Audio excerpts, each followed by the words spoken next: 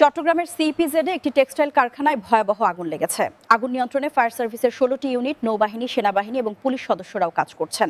আজ ১৬ই অক্টোবর বৃহস্পতিবার দুপুর আনুমানিক ২টার দিকে চট্টগ্রাম রপ্তানি প্রক্রিয়াকরণ অঞ্চল অর্থাৎ সিইপিজেডের ৫ নম্বর সড়কে অবস্থিত আল হামিদি টেক্সটাইল নামক একটি কারখানায় এই ভয়াবহ অগ্নিকাণ্ডের ঘটনা ঘটে। খবর পেয়ে ফায়ার সার্ভিসের ১৬টি ইউনিট দ্রুত ঘটনাস্থলে পৌঁছে আগুন নিয়ন্ত্রণের কাজ শুরু করে। পরিস্থিতি নিয়ন্ত্রণে আনতে ফায়ার সার্ভিসকে সহায়তা করার জন্য পরে নৌবাহিনী, সেনাবাহিনী, পুলিশ এবং র্যাব ৭-এর সদস্যরাও যোগ দেন। বিকেল ৫টা পর্যন্ত আগুন নিয়ন্ত্রণে আনার সর্বাত্মক চেষ্টা চলছিল, তবে আগুনের সূত্রপাত কোথা থেকে হয়েছে তা তাৎক্ষণিকভাবে জানা যায়নি। এই ঘটনায় এখন পর্যন্ত কোনো প্রাণহানির খবর পাওয়া যায়নি, তবে আগুন নেভাতে গিয়ে ফায়ার সার্ভিসের কয়েকজন কর্মী আহত হয়েছেন বলে জানা গেছে। প্রত্যক্ষদর্শী ও কারখানার শ্রমিকরা জানিয়েছেন, আগুন লাগার সময় কারখানার ভেতরে শ্রমিক না থাকায় বড় ধরনের হতাহতের ঘটনা থেকে রক্ষা পাওয়া গেছে।